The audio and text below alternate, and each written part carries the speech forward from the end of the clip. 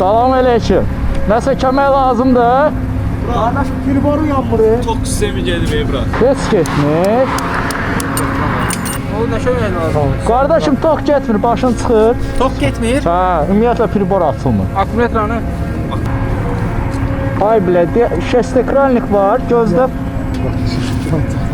Saxla bunu.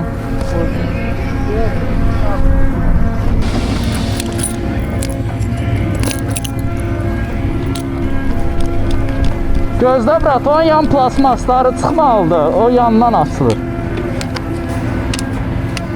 Mən bilən elə olmalıdır.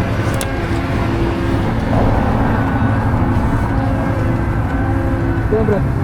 Dobra. Gel. Mexaniklarda usta. Ha usta gel.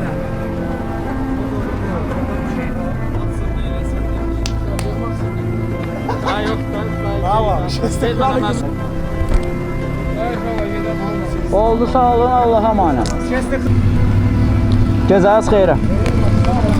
Dəyməz, sağ ol. Sen daha Ha? Sen iyilik meleği. İyilik belə.